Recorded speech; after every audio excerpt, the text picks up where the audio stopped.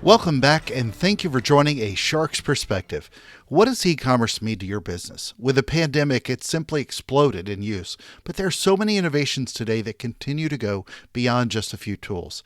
If it's part of your business, is it integral all the way through because you care about the seamless experience your customer may have as a touch point with you? And what does it say to take to develop a hot subscription model? And well, let's just say a cold but tasty business.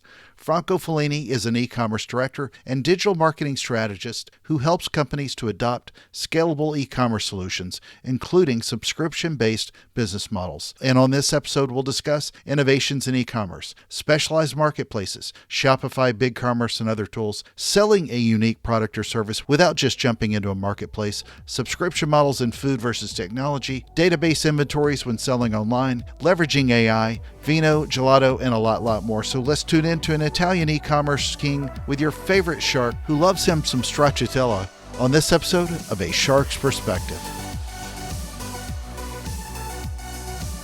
All right, so Franco, thank you so much for joining us today on A Shark's Perspective. Tell us a little bit about your background and your career to date. Hi, Kenneth. Thank you for having me today. Yeah, of course. So, I come from a very technical background. I have a master degree in computer science, and over my career, I went through different positions. So I started teaching in Italy, then I moved to US and started my own company as an entrepreneur. And finally, I landed to marketing. After doing marketing, as an entrepreneur, you do a little bit of everything, especially in a small company. So at the end, I landed on a position as a consultant, marketing consultant for small and medium businesses. Right now, also, I'm teaching a boot camp for UC Berkeley Extension on digital marketing. That is really something that is really exciting for me because it's really an opportunity for me to, I have all those concepts, experiences in mind, in my brain, going around, and teaching is the best way to put everything in a straight line and organize all my experiences, opinion, and skills. Yeah, no, that's great. So when we met like about a year ago at a conference, it was Yes. pretty quick and brief, but this topic has been e-commerce, and what you focus on has really been at the focus. And I've followed a lot of your posts because you've always post a lot of e-commerce tips.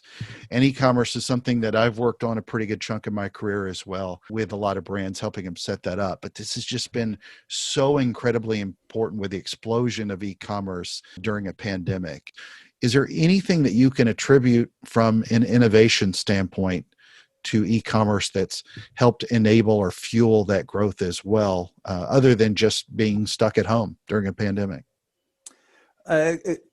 Great question. There are so many trends, and that I don't want to spend the next 2 days talking about the innovation in e-commerce. Let's try to summarize Sure. the main trends. So I believe one trend is that a lot of technology is becoming more and more accessible.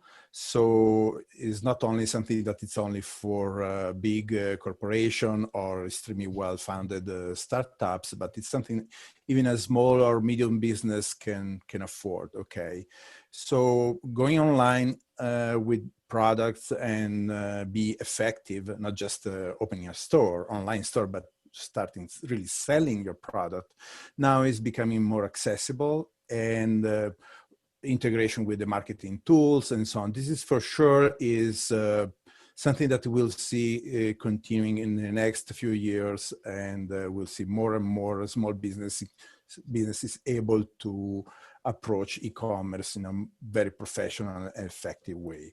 The second trend is not so much technological. I think people are getting a little bit tired of those generic stores where you can buy almost everything, but they are not specialized. Mm-hmm. I mean, I remember marketplaces. Going to Amazon, buying I don't know, like a T-shirt, and Amazon say, "Oh, people buy the T-shirt. Also, they're buying this Star Trek DVD series." I mean, doesn't make any sense. If I'm in the T-shirt mood, give me some tip, some recommendation that is relevant. Okay. Or if you haven't ever tried to buy some gadget for photography, you will see how horrible is the not having a specialized environment, but having kind of general purpose. Okay, so this means those big corporations are leaving space for very focused, very skilled professional sellers, where not only there is a technology, but there is also knowledge and from the owner, from the team, that can really create connection, correlations, and help the buyer to find to have a kind of very positive experience. And finally, the other big trend we see is this shifting from single purchase kind of relationship, transactional relationship, to a more user-centered relationship through subscription. Okay, so this is the tools, software tools, online tools are getting better every day. People are finally starting to really appreciate the benefits. Okay, so it's a technological shift, but is also a cultural shift to subscriptions. Yeah, and I was just thinking, as you said that, I know it was probably about 15 years ago, I was trying to set up a marketplace for someone, and it was a mess to try to get a hold of the tools. I mean, it was difficult at the time. Now it's Shopify and forget it. I mean, it's, you're off to the races pretty quickly with dozens of very accessible tools today. And it's Yes. so much easier than, you worked in the technology background, and also now you're working in the food service background. So help identify some of the innovation that we're seeing, especially at least in the food services industry, because that's much different than what we would see in technology. Yes, the food service is now experiencing a little bit of problems, because if you talk about small restaurants or small Sure. chains, obviously we know that they are having a hard time dealing with the pandemic. But there are also opportunities. So many of those small businesses are reacting. They're trying to set up an e-commerce, subscription-based systems, and now this is. On one side is creating new opportunities, but is also exposing a little bit the technological lag, the delay between the technology for this specific industry. What I mean is that if you are trying to create subscription for software, for example, you have tons of absolutely great tools that will cover all your crazy ideas, your business models, no problem. If you move to the food industry, your options are going to be much more limited. You will have to compromise a lot. Okay, so great opportunity, and I can't wait for the technology to catch up and start to offer more professional, more complete tools. Okay. Well, from an e-commerce perspective, do you see more of these restaurants, or at least more in the restaurant and food service industry? Do you see people setting up more of their own e-commerce channels today to capture those opportunities? Because I've long lived for a lot of these restaurants that had to shut down early. You could set up a e-commerce page fairly quickly for a small business, but so many have just leaned on, and there's nothing wrong with it, Uber Eats and the DoorDashes of the world, but you're giving away a pretty good chunk of percentage, Absolutely. just giving away their platform. And granted, if you can make a good hamburger or a waffle or a taco, that doesn't mean that you need to start studying how to be an e-commerce technology player, because most restaurants are not going to have any knowledge of that. But it creates such an opportunity for them to be able to make their food more accessible and not give everything away to the delivery service, who by default Absolutely. becomes the marketplace. You are right to the point. So what we are seeing now is that everybody is trying to jump on the e-commerce, but now you see all those people, those restaurants, small business owner. You start to see a difference. You see those are only kind of great chef, great with food, but they lack some kind of entrepreneurial attitude. And you see also, but also you see people that not only they can make great food, but they also have the right mindset to approach the e-commerce with the right in the right way. And one of the major issue I see is many of them, they perceive marketing and e-commerce like something that the external service, they pay a fee and they don't have to think about. And they don't understand that e-commerce and so many other, and also the marketing itself has to be deeply ingrained inside the company. It's not something that you just pay a consultant that takes care of everything. Mm-hmm. Okay. So now what I see really two different type of people, two different type of companies, and obviously the one with the more entrepreneurial mindset, they are the ones that are going to survive and thrive in this condition. It's going to be hard at the beginning because they have, they don't have a lot of funds, a lot of money to put down, but they are making the right choices. The ones that are only good for making great food, they at the end of the day they will probably have to downsize or sure. even close. Well, you're skinnier than me, so I wouldn't have necessarily thought of you as the gelato e-commerce guy in San Francisco. But now that you're working with a gelato company, I know you're helping them build out a lot of their e-commerce. Kind of define what a subscription model means in the e-commerce business and how we go about building that out.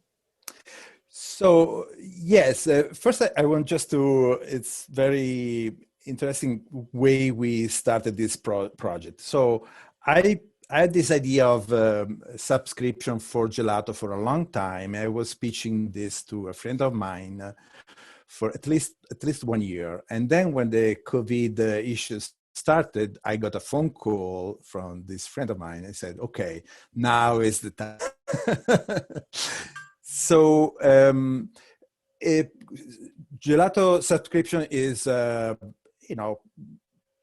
it's a very simple idea. You subscribe, you select, let's say you subscribe for 3 pints of gelato every 2 weeks, and you go online, you mix and match all the flavors you want, and we deliver to your place every 2 weeks, the flavors you selected. So far it seems very simple, but then when you try to create a process that can be effective, that can scale well, then you start to see a lot of limitation of the tools. Okay. And so on one side, we see incredible enthusiasm from our members because the idea of getting gelato at home is really something that makes them happy. They're really excited.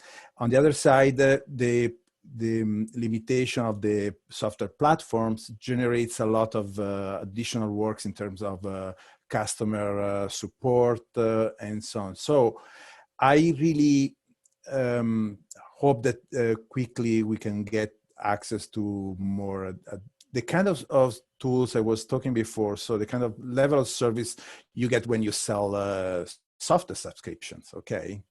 And I'm aware that the food industry, in particular, the fresh food industry, has some very peculiar requirement. So if you sell computers, every variation of your product as a SKU, as a stock quantity, and so on. When you sell gelato, it's not like we have a fridge full of Stracciatella pints. We have at the beginning of the week, our gelato chef makes the gelato, and then we fill the pints and we deliver the pints. So the concept of stock is really different. Requirements are different, and in the process, we are, it's a lot of fun because we are learning a lot. We are enjoying not only the gelato, but also how people react when they finally get their pints at the door and they can really start enjoying the gelato. When you mentioned talking about scalable, I started thinking in particular, we talked about this a while back. One of the issues I've seen, obviously, in 2020 with channels, and I brought this up on a presentation recently I did, it is so often now that when you go buy anything from anywhere, if I wanted to go buy toilet paper today, or let's say 6 months ago during the height of the pandemic, Yep. all of the inventory for essential products was never there. And so many people set up these pretty little packaged, landing pages with a couple of buttons and widgets and gadgets and wadgets, but they couldn't tie inventory back. Like that, what are some of the other problems that you see with a lot of e-commerce channels that you have to go in and fix and correct and tell people not to do? Because database inventory tying something back correctly is, as a customer, one of my biggest pet peeves. Well, as we mentioned, the e-commerce is not like an external function of the something you can completely outsource. It has to be part of the internal processes, of the mindset. Okay, so you have to set up a process that is effective and scalable, and this is usually the biggest obstacle when you deal with small and medium businesses, because they have, on one side, they make flexibility their strength, okay, but flexibility for a small business means somebody's going to fix all the little issues. when you handle hundreds of members, and you cannot do that manually. You need a process that is well defined, so when people can count on information flowing through the company, different stages. The person in charge of the stock needs to know how much we are going to sell the next week, in 2 weeks, what are the projection, and the chef needs to know exactly how much to prepare for the next delivery. So all the logistic has to work. And also, because we're talking about food, there are a lot of situations that are not always predictable, and those are part of the kind of food business. So, for example, if you are making nectarine gelato and your farmer's market runs out of nectarines, you need to alert your customer that nectarines are not anymore available, not because you made a mistake, because the season is over, or because the nectarines you find were not up to your standard. Okay, so it's a complex issue, and it takes a lot of organization process, and this is where the steepest learning curve for small businesses. They really struggle to reorganize themselves to make it all the information flow well through the process. One of the things that we were talking about earlier was customization and Yes. making it scalable. Talk a little bit about how, you're in the Bay Area. Talk a little bit about how artificial intelligence is helping enable a lot of the innovation in e-commerce today. Yes. So I believe artificial intelligence is really going to completely change the way e-commerce works. We already see great example for example, in companies like Stitch Fix. Sure. So the way Stitch Fix works, you create your account, and they ask you a set of questions like what kind of, between those 3 pairs of pants, which one you prefer, what kind of t-shirts in this set is your favorite. And then for example, they ask you to access to your Pinterest account, so they can learn from your favorite pictures what you like. Okay. And they are really, really good. So when they start to deliver, they select a set of clothes for you. When they start to deliver those boxes, most of the time they are absolutely spot on. Okay, it's My wife was absolutely blown away how good they are in capturing your your taste, your preferences. Okay, so right now this kind of feature is available only for kind of high-tech company with a very large budget. Okay, when we see this kind of in a couple of years, we will start to see this kind of features to drip down to kind of more entry-level, basic, smaller businesses. And this is really going to make a huge difference. So think about, we are delivering gelato to our members, and there is a person that is always buying all the variation of chocolate flavors, like, dairy-free chocolate, regular chocolate, cappuccino with chocolate, these kind of flavors. Okay, so then I can really make recommendations when we have new flavors, and instead of annoying everybody with presenting a new flavor, I can be very focused only on people that are already into this kind of specific kind of flavors. I can customize my communication, so I can send communication specifically for this kind of profile. So those are features that are common if you are a big player. Okay, so if you have access to Salesforce and a team of marketers, this is nothing new. What is new is that we are starting to see this kind of feature coming down and becoming available to small players. Okay, this is going to be a revolution, because then you combine the original exceptional product of certain small companies with the power, marketing power, and hyper customization that comes from artificial intelligence, and you get really a winning combination, something very powerful.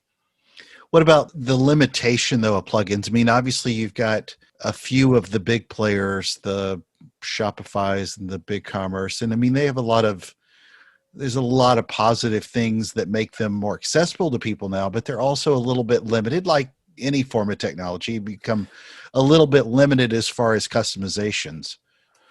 Well, I don't want to go too much into technical details. I'm a technical person, so that's my yeah.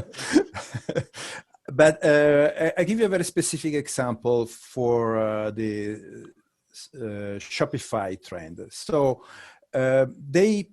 their business model is to provide like a basic platform, and then you can enhance the platform with plugins they call app. Okay, so you need a feature, you want to create a promotion, you have the promotion app. You want to create a recurring payments or membership, you have the membership app.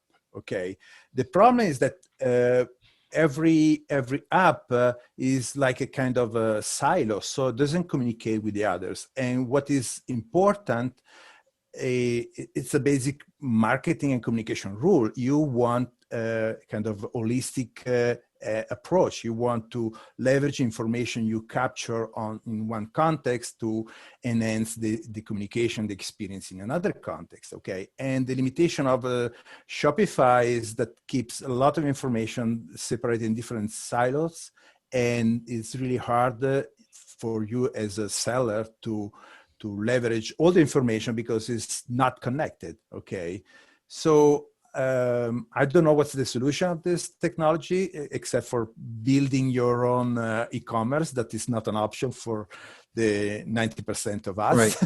Right. But this is really a barrier to leverage all the information you have. Okay, and this is common with WooCommerce, BigCommerce, different ways of managing the information, but the issue is common for all of those platforms. You've worked in several industries in e-commerce roles now, technology, food services, and others.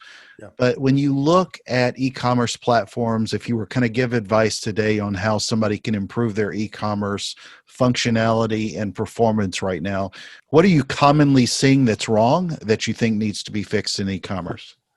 Well, obviously, the first you don't believe all the horrible all the crap you see on YouTube. Okay, number one. No, buying cheap stuff for China and reselling it is not the way to go. Okay, so and there are no shortcuts. So first of all, you need to have a great product. Okay, that is possibly unique. So don't try to compete on Amazon on product where already Amazon is the dominant power. Okay, try to make something unique.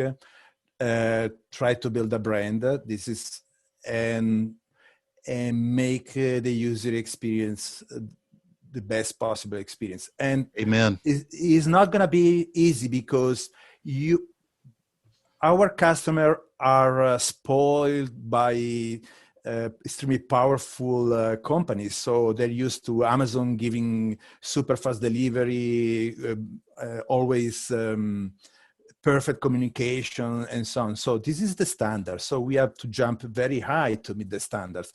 And our customers don't, they don't understand that you are a small business, you have less resources. They will compare your performance with the performance of the big player.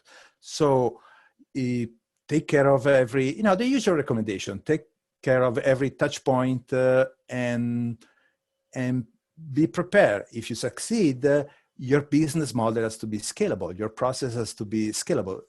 Success is what you want. Be ready for it. Don't let the success find a messy situation where you're going to blow up everything you built. Agreed. Well, Franco, I ask this of all of my guests. You live in San Francisco, good 45-minute boat ride out of the Farallon Islands where I'll find a lot of great whites. But I ask this of all of my guests, what is your favorite kind of shark and why? To be honest, I'm coming from the mountains, so I'm not the kind of a sea person. You've seen one shark speak at a conference, so that's also a potential, a potential answer. So it's up to you. Well, I really like your presentation. I think I share my excitement with you, and I really also enjoy your podcast. Thank you. Working from home is taking away this wasted time I was having in my commute. I don't commute anymore, so I have less time to listen to podcasts. But when I have the time, I always enjoy to listen to you. So because I have a little knowledge of sharks living in the water. My favorite shark for now is you. I appreciate that. Well, Franco, it's a special time in the show. Are you ready for the 5 most interesting and important questions that you're going to be asked today? Okay, I'm ready. I didn't expect that, but I'm ready. All right. I ask this of everybody. So, and by the way, what part of Italy are you from? I'm from the very north, close 10 miles from the border with Switzerland. With Switzerland. You told me that last time when we talked. All right, here we go. Number 1, Shopify or BigCommerce? Personally, I prefer Shopify, but the reason is the tools we know better is the tool we like the most. Sure. That's the only reason, to be honest. All right. Number 2, are you a wine drinker?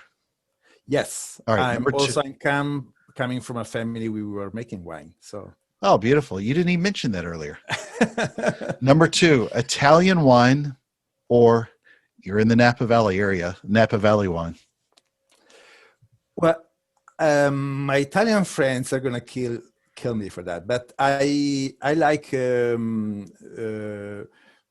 wine made on the barriques, so with a lot of flavor. So I know Europeans don't like this kind of flavor, but I love it. So in California, I'm for the California wine.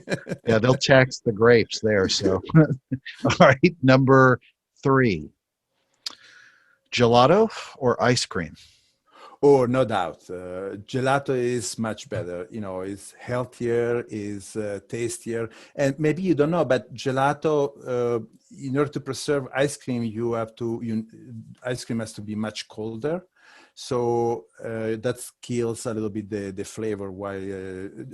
Sorry, ice cream has to be much colder, so that kills the flavor. When gelato is just below the freezing temperature, so it can free the flavor, the aroma much better than ice cream. And Yeah, obviously, has to be Italian gelato. No it was a question little bit about of a that. softball question anyway. All right, number 4, we're going to talk about some flavors of gelato: Stracciatella or tiramisu. Oh, by far Stracciatella. Absolutely, yes. I love tiramisu, but I like the real tiramisu, Yeah, not the same here. gelato Same flavor. here. All right, number 5, and the most important question that you're going to be asked today is biscuits or cornbread? Cornbread, yes. Yeah, I don't really know. I don't have a lot of real explanation for that. It's just I like it better. And I'll throw in a horrible 6th question just for funsies. Okay. Carrabba's or Olive Garden? My You can't wife answer is that. a fantastic chef, so I never go to Italian It's restaurants. such an offensive question to ask an Italian. All right. So Franco, where can people find out more about you, keep up with your thoughts in e-commerce, and much, much more?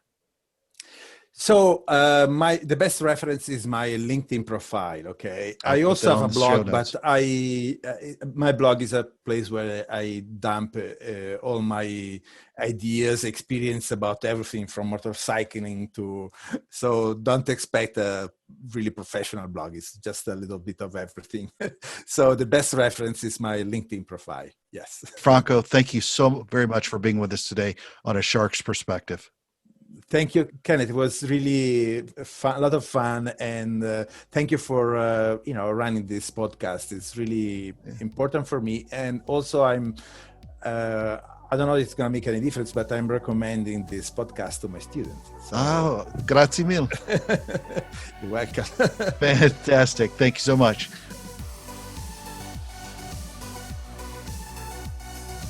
So there was my conversation with Franco Folini, an e-commerce director and digital marketing strategist who helps companies to adopt scalable e-commerce solutions, including subscription-based business models. Let's take a look at 3 key takeaways from my conversation with him. First, one trend is that tools are becoming more accessible, especially for those small businesses, to have a more professional and higher-end looking sites and capabilities online. This is essential to the small to medium-sized business to be able to compete. I love the shift we're seeing from single purchase relationships more to user-centered relationships with subscriptions. I've spoken about the value of subscriptions many times on this show, and obviously leveraging AI and intent triggers like we do in other forms of marketing. This is all becoming more exciting as it gets more in the hands of the smaller businesses.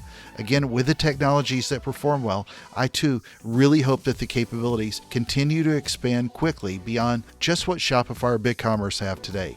Much better than it used to be, but our imagination takes us much further.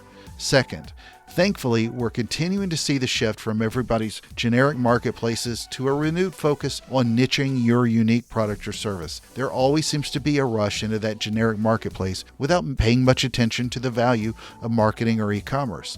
So businesses look at it as some sort of afterthought simply exported to a third party. Franco too sees this as an issue and struggle for small businesses with undefined processes that should see this as a concern through and through to flow well. But to do this well, it must be ingrained in your business DNA. That was never meant that a business owner had to become an e-commerce specialist, but dedicating more focus to this than just as a credit card channel can really make a difference to your revenue and to your customers. Don't just make it an afterthought by looking at it as an extension of Grubhub or Uber Eats. So focus on your business first, and then getting my fish tacos done perfectly well. Then we can eyeball your e-commerce performance next. Third, love it when he said, and I quote, "There are no shortcuts. So first of all, you need to have a great product that is possibly unique. So don't try to compete on Amazon on product where already Amazon is a dominant power. Try to make something unique. Try to build a brand and make the user experience the best possible experience. And it's not going to be easy." That is such a great quote. You've simply got to take care of every touch point with your customers, especially at the point of sale. Got a question? Send me an email to kenneth@asharksperspective.com. Thank you again for the privilege of your time. I'm going to go enjoy some gelato now. I may look for a blue ocean tropical flavor if I can't get Stracciatella. Arrivederci, and I hope to see you later when you join us on the next episode of A Shark's Perspective.